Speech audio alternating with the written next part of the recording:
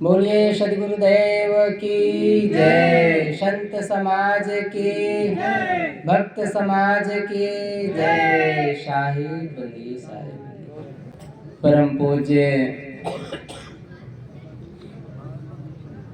गुरुदेव जी,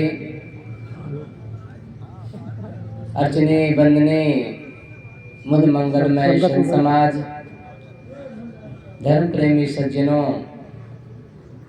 माताओं बहनों, प्यारे बच्चों, आप लोगों के समक्ष कुछ देर कुछ बातें प्रस्तुत है।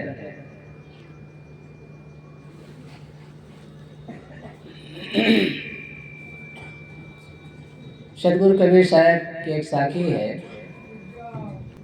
भक्ति प्यारी राम की जैसी प्यारी आग, सारा पट्टन जन्मुआ बहुर ले आवे मांग। बहुत ही सरल साखी है, कई बार आप सुने होंगे, मनन किए होंगे। आइए इस पर हम फिर से मनन करते हैं। सदगुरु कहते हैं भक्ति प्यारी राम की, राम की भक्ति ऐसी प्यारी होनी चाहिए जैसे प्यारी आग, सारा पट्टन जन्मुआ बहुर ले आवे मांग। आग से इतना प्रेम, साहिब जी का उदाहरण भी बड़ा अनमोल होता है। उदाहरण में भी बड़ा राज छिपा होता है। कई बार घर में आग लग जाती है, पैसा जल जाता है, गल्ला जल जाता है, खाने पीने की वस्तुएं जल जाती है, फिर भी बिना आग के कोई रह सकता है? कोई ये कह सकता है आग ने हमारे घर को जला दिया, पैसे को जला दिया, अब इसकी हमें जरूरत नहीं है? कोई ऐसा नहीं कह सकता है। फिर से वो आग लाएगा, पड़ोसी से मांग कर लाएगा, तो माचिस लाएगा, फिर जलाएगा, फिर भोजन बनाएगा। आग से जो भी काम होगा सब करेगा, उसे छोड़ नहीं सकता। बस वैसे ही है, हमें राम से भी भक्ति, राम की भी भक्ति करना चाहिए, राम से जुड़ना चाहिए। क्योंकि राम से जुड़ने के बाद, राम से प्रेम करने के बाद आग की भी जरूरत खत्म हो जाती है।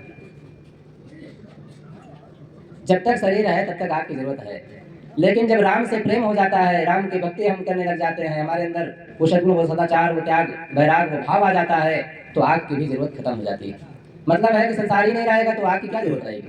क्योंकि जब जीव हो जाता है तो वो मुक्त हो जाता है। जीव को जीव बनाना है। अभी तक उसको हम छोटा बना दिए, बड़ा बना दिए, ऊंचा बना दिए, नीचा बना दिए, गरीब बना दिए, अमीर बना दिए, छोटी जाति वाला, बड़ी जाति वाला, इसमें बांट दिए।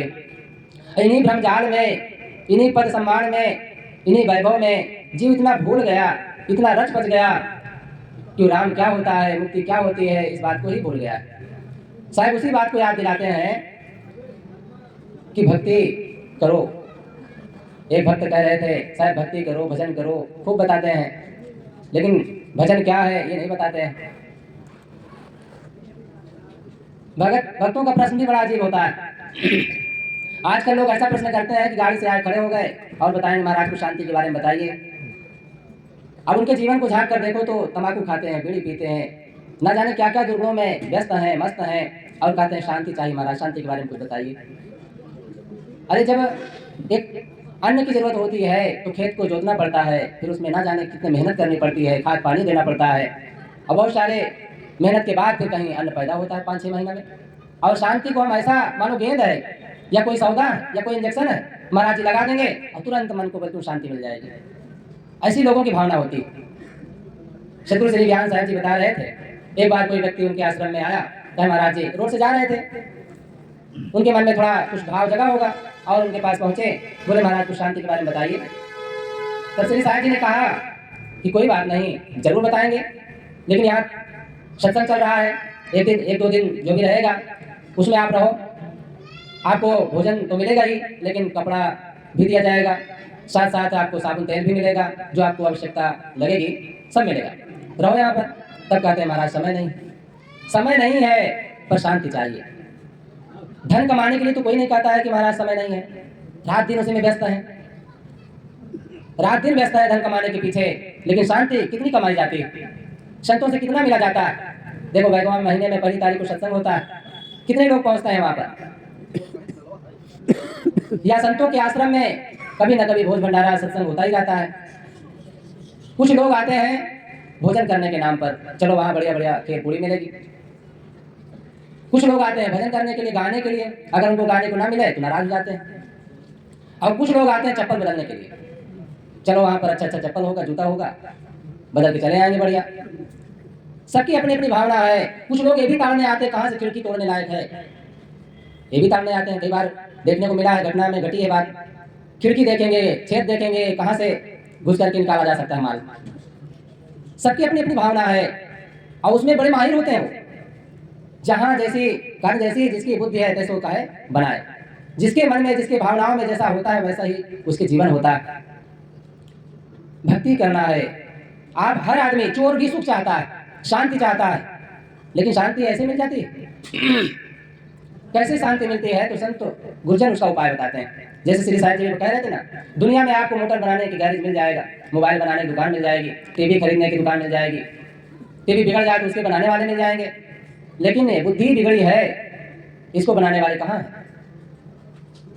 कोई है दुनिया में बनाने वाला? आप किसी के पास खड़े होकर के थोड़ा बैठ करके देख लीजिए, बोर हो जाएंगे थोड़ी देर में। आप किसी से पूछ करके देखिए, भैया क्या समाचार है? शुरू में तो तुरंत कहेंगे अरे बिल्कुल चकाचक, बहुत बढ़िया महाराज, बहुत बढ़िया भाई साहब। लेकिन फिर थोड़ा घुमा करके पूछिए, भैया कैसे हैं, भाभी कैसे हैं, बेटवा कैसे हैं, बिटिया कैसे हैं, थोड़ा पूछ कर देखिए, फिर इतना बता देंगे कि आपको लगेगा कहाँ से पूछ लिया। इतना भरा है दुख दुख दुख। और उनसे कहो कि सत्संग करो तो कहा तुम्हारा समय नहीं, समय नहीं है। हर काम के लिए आपके पास समय है। अगर भोजन करते समय आपको फोन आ जाए कि बैंक से बुलावा आया है, इतने बजे तक बैंक बंद हो जाएगा, पैसा निकलवा लीजिए अथवा देख लीजिए, केवाईसी करवा लीजिए, तो आपका भोजन बंद हो जाएगा। उसके लिए आपके पास समय है। लेकिन सत्संग, संतों के सत्संग में जाना चाहिए, उनके पास बैठना चाहिए, कुछ पूछना चाहिए, इसके लिए समय नहीं।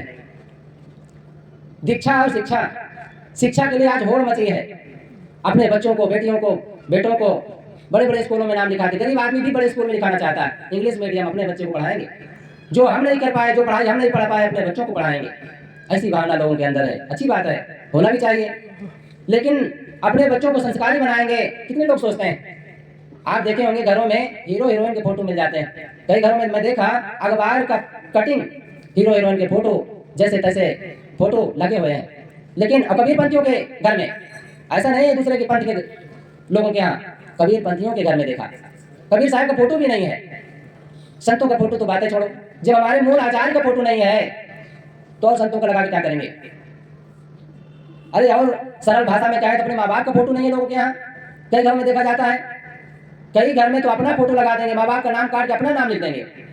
ऐसी भावना भी लोगों के अंदर है। कब शांति मिलेगी? हर आदमी शांति चाहता है, लेकिन शांति के लिए करता क्या है? अन्न चाहता है तो उसके लिए बहुत मेहनत करता है, पैसा कमाना, पैसा चाहता है तो उसके लिए भी बहुत मेहनत करता है। सगाई, लड़की बेटी बेटा की सगाई करना चाहता है, शादी करना चाहता है तो उसके लिए रात दिन मेहनत करता है। कई लोगों का फोन आता है तो पहले कहें महाराज आप जाते रहते हैं सगाई बताना, बड़ी मेहनत चल रही है।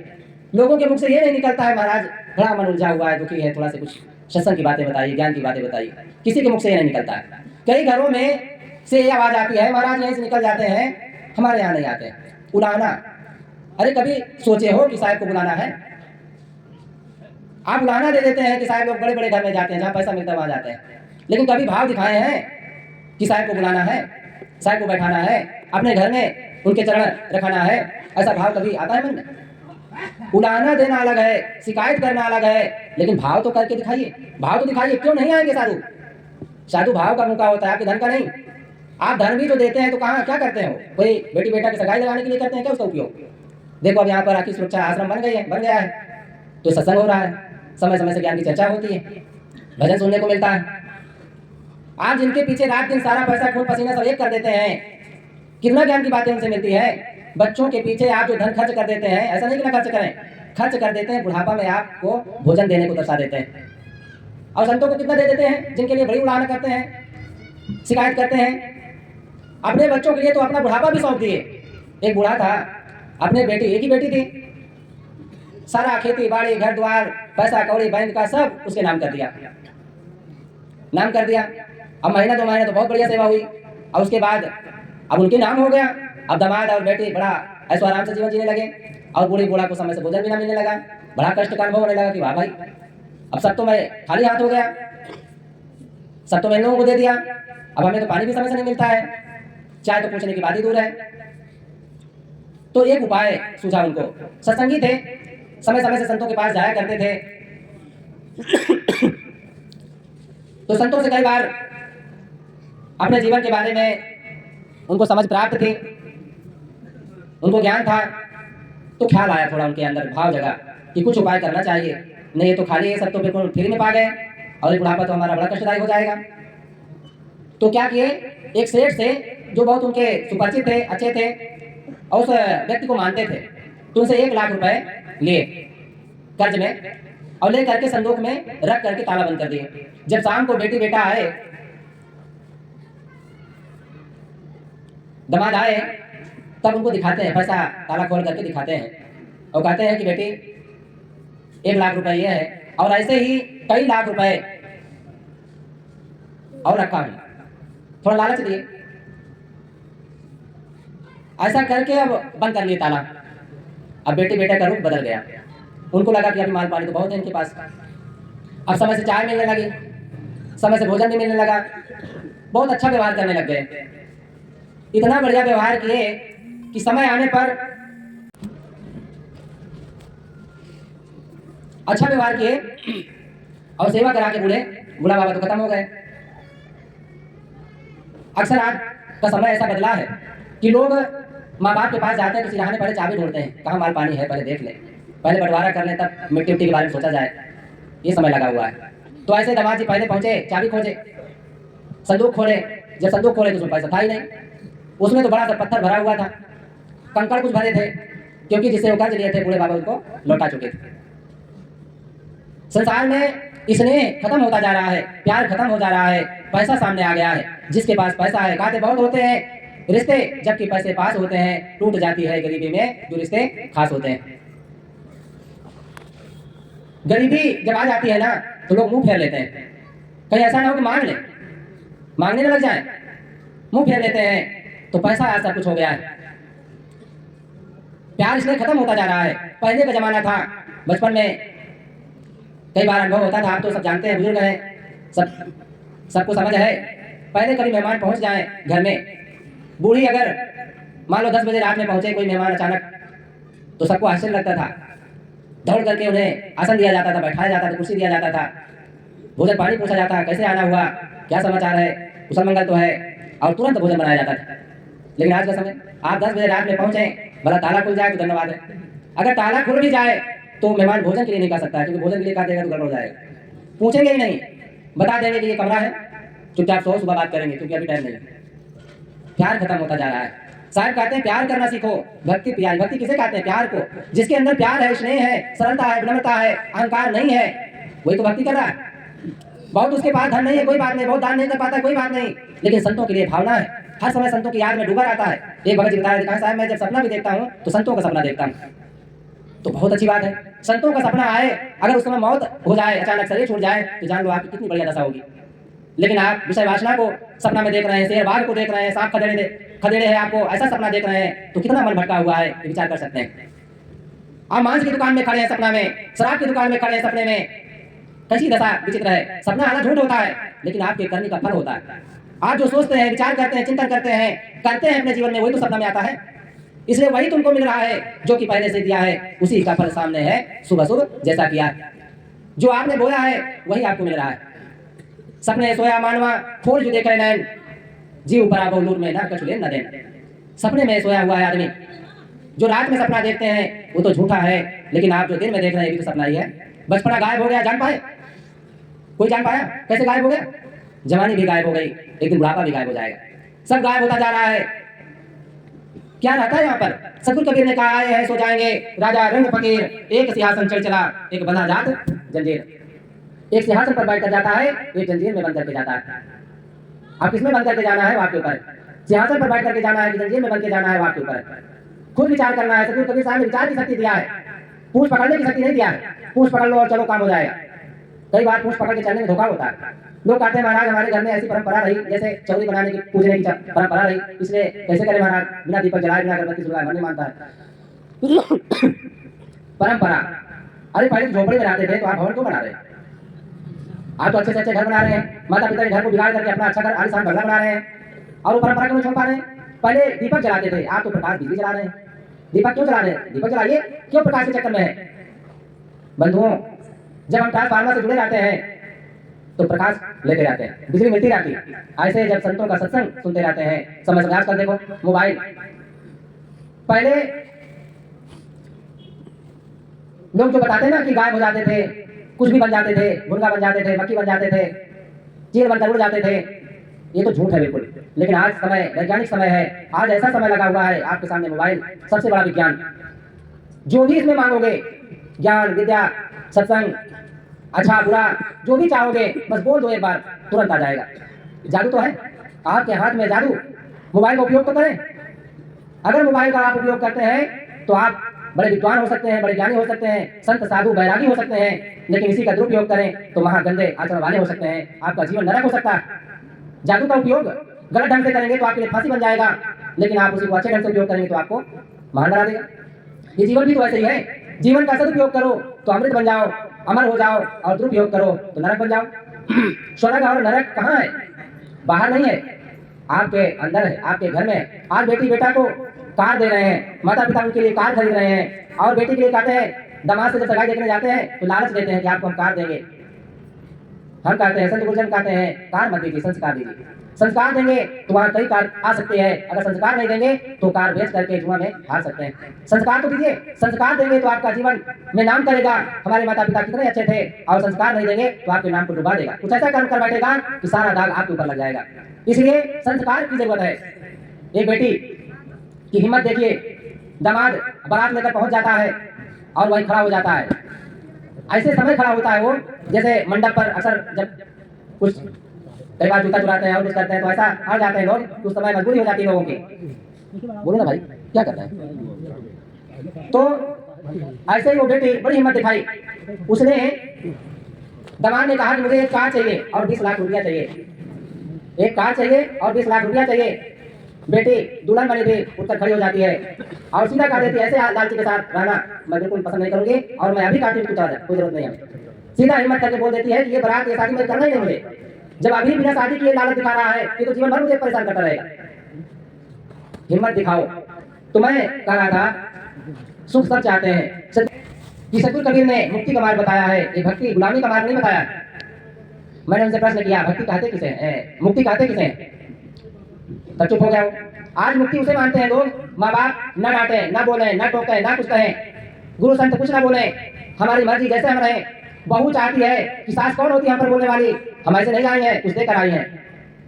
तुरंत 1 महीने में अलग हो जाना है, क्योंकि साथ में रहेंगे तो टोकने वाली रहेगी सामने, अलग हो जाएंगे तो चाहे जहाँ बतला बोले, कोई दिक्कत नहीं है। सास भी कहेगी भाई अब तो अलग रहती, चाहे जैसे रहे, वो भी नहीं बोल सकती है। इसे लोग मुक्ति मानते हैं। ये मुक्ति नहीं है, बल्कि महाबंधन है। जब बच्चे को छूट मिल जाती है तो बच्चा चॉकलेट खाएगा, फिर धीरे से और कुछ खाएगा, फिर धीरे से अंडा खाएगा, धीरे से मांसाहार का व्यवहार करेगा, और ना जाने फिर कहां से कहां पहुंच जाएगा। लेकिन जब उसी के ऊपर बंधन होता है, डर होता है, भय होता है, तो मां से डरती है, पिता से डरता है, भाई से डरता है, अपने गुरु संतों से डरता है, और फिर बिगड़ने के चांस नहीं रहते हैं। मुक्ति किसे कहते हैं? मुक्ति है मन का शांत होना, मन का खुश होना, मन का प्रसन्न होना, और मन में कोई तनाव ना होना, टेंशन ना होना, इसे मुक्ति कहते हैं। कोई वासना ना होना, इसे मुक्ति कहते हैं। क्या आपके पास ऐसा है? मैंने प्रश्न किया, क्या ऐसा मन आपके पास है? लोग कहते हैं कि महाराज हम अपने मन से जीवन जीना चाहते हैं, लेकिन संत गुरुजन कहते हैं अपने मन से मत जियो, रोज जूते खाओगे। मन में बहुत सारी बातें आते हैं, जब आप रोड में निकलते हैं तो बहुत से भाई बेटियों को देख करके आपके मन में कुछ विचार आ जाते हैं। अगर उसके अनुसार आप जीवन जिएंगे तो जूते नहीं खाएंगे, लेकिन जो हित में हो अगर वह काम करेंगे तो जीवन भर सुखी रहेंगे। आपके हित में हो, आपके माँ बाप के हित में हो, आपके परिवार के हित में हो, आपके गुरु संतों के हित में हो, आपके समाज के हित में हो, अगर ऐसा काम करेंगे तो पूजे जाएंगे। लेकिन आप मनमानी काम करेंगे तो ठूसे जाएंगे, मारे जाएंगे, कूटे जाएंगे, जूते खाएंगे और समाज से निकाल दिए जाएंगे। जो बेटी बेटा मनमानी करते हैं उनकी दशा क्या होती है? किसी किसी का प्रेम सक्सेस होता है, नहीं ज्यादातर अंततः दुखी होते हैं, परेशान होते हैं, और फिर वही माता पिता के पास जाके शरण मांगते हैं, क्योंकि कहाँ जाएंगे? जीवन भर रोएंगे अगर मनमानी करेंगे। इसलिए मनमानी नहीं करना है। संतों का सहारा लेकर के, अपने माता पिता का सहारा लेकर के, उनका आदर सम्मान करते हुए अगर हम जीवन जिएंगे तो खुशी का अनुभव करेंगे। इसलिए जिंदगी ऐसी जियो, जिंदा रहे दिन साथ, तो तू ना हो दुनिया में तो दुनिया को आए याद। ऐसा जीवन जियो, और ये कैसे जीवन बनेगा? ऐसा जीवन तब बनेगा जब हमारे जीवन में भक्ति होगी। भक्ति का मतलब गुलामी नहीं है, माता पिता के भक्त होना गुलामी है, उनकी सेवा करना गुलामी है, अपने गुरु संतों के चरणों में रहना गुलामी है। अरे गुरु संतों की सेवा करना गुलामी है, अरे ये तो सौभाग्य है हमारा।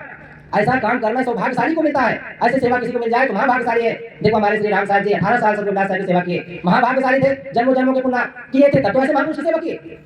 और सौभाग्य था हम सबका कि ऐसे महापुरुष के दर्शन हुए। वही बगल में पड़ोसी रहने वाले शरीर छोड़ने के बाद पछताए रोए कि बताइए हमारे सामने हीरा पड़ा था, हम समझ ही नहीं पाए, हमारे सामने हीरा था पर हम समझ नहीं पाए। ऐसे संत गुरुजन हमारे सामने। अब आज मूर्ता पुजारी हो गए दुनिया, क्षमा करेंगे थोड़ी सी बस, ये मूर्ता का पुजारी हो गए। संत कबीर ने कहा था तो ये मूर्तों का गाँव, साधो हे मुर्दों का गांव, ये मुर्दा का पुजारी है। जब तक माता पिता होते हैं उन्हें पानी नहीं पूछता है, भोजन नहीं देता है और प्यास नहीं करता है, उनके पास बैठना नहीं चाहता है, समय नहीं होता है। और जो मरने के बाद मूर्ति बनाता है, पूजा करता है, दीप जलाता है, पिता में जाके पूरी और लक्ष्य चढ़ाता है। क्या मूर्ता, मूर्ति की पुजारी तो है।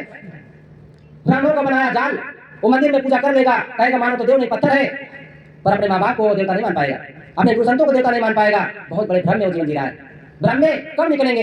ये ब्रह्म वो सकल जखाया, जिन जिन पूजा के चढ़ाया, जिन जिन लोगों ने पूजा के चक्कर में पड़ा है या दुनिया में वाहवाही में पड़ा है, केवल अपने को दुख दिया है और अपने को ऐसा भाव चक्र में फंसा लिया है कि जन्म जन्म के लिए केवल नरक का भागीदार बनता है। लेकिन वही अगर समझदारी से जीवन जीता है, संतों का सहारा लेकर के जीवन जीता है, तो हिम्मत से काम लेता है, धैर्य से काम लेता है और अपने जीवन को महान बना लेता है और अंतिम में हंसते हुए मरता है, सिंहासन में बैठ करके जाता है। और जो ऐसा जीवन नहीं जीता है वो बंद करके जाता है, जंजीर में बंद करके जाता है, नरक का जीवन जीता है। तो मैं सदगुरु कबीर साहब की साखी भक्ति प्यारी राम की जैसी प्यारी आग, सारा पटन जन्म हुआ बहु ले आवे मांग। हमारी भक्ति ऐसी होनी चाहिए, ऐसी प्यारी होनी चाहिए, चाहे माता पिता की हो, चाहे अपने बच्चों के प्रति हो और खास अपने संतों के प्रति, क्योंकि वो हमें आत्मज्ञान देते हैं। आत्मज्ञान बिना न भटके कोई मथुरा कोई काशी, पानी में मीन प्यासी में सुनसुनावत हंसी। जब तक आत्मज्ञान नहीं होता है आदमी दर दर की ठोकरें खाता है। सदगुरु वचन सुनो संतो मत लीजिए सिर बार, जाको सदगुरु ना मिला व्याकुल दम दिखाए, आंख न सूझे बावरा घर गुर बुताए। आंख से सूझता नहीं है क्योंकि आत्मज्ञान नहीं होता है। तो संतों से हमें आत्मज्ञान मिलता है। संसार से हमें धन कमाने का ज्ञान मिल जाएगा, शादी करने का ज्ञान मिल जाएगा और बहुत कुछ मिल जाएगा, पर आत्मज्ञान वहां नहीं मिलेगा, संतों से मिलता है। इसलिए संतों का सहारा ऐसा अवसर ही है कि बिल्कुल आप तरोताजा रहेंगे, खुश रहेंगे, प्रसन्न रहेंगे, आपके अंदर धैर्य आएगा, दया आएगा, धर्म आएगा और आपका जीवन महान हो जाएगा। आप जाति से ऊपर हो जाएंगे, ये जाति पात का जो चक्कर है इससे ऊपर हो जाएंगे, आप भक्त हो जाएंगे, महान हो जाएंगे, साधु संत हो जाएंगे। तो संस्कार का जीवन जिए, भक्ति का जीवन जिए, संतों का सहारा लेकर के जीवन जिए। सदगुरु कबीर साहब इशारा करते हैं भक्ति प्यारी राम की जैसी प्यारी आग, सारा पटन जन्म बहु ले आवे मांग। जैसे आग से प्रेम करते हैं उसे आप नहीं छोड़ पाते हैं, भले ही वो आपका घर जला दे, ऐसे संतों का सहारा लेकर के जीवन जिए। भले आपको डांट दें, भले आपको कुछ कहा दें, फिर भी आप उनको मत छोड़िए, क्योंकि उनकी बाह पकड़ करके कहे सदगुरु कहे कभी सुनो भाई साधो, भैया पकड़ के रहिया बताए जाइए। उनकी बाह पकड़े रहोगे, वो एक प्रकार से उनको इंजन मान लो, इंजन जहां भी जाता है निश्चित है आप पहुंच जाते हैं। इसलिए इंजन का सहारा अगर डब्बा पकड़े रहता है तो वो भी पहुंच जाता है मंजिल को। इसी प्रकार से गुजरों को हम पकड़े रहते हैं, जरूर हमें मंजिल मिलेगी, शांति मिलेगी, संतोष मिलेगा। यही पर वाले को विराम देता हूँ। एक बार जोर से जय बोले, बोलिए सदगुरु कबीर साहिब की, संत समाज की, भक्त समाज की, साहिब।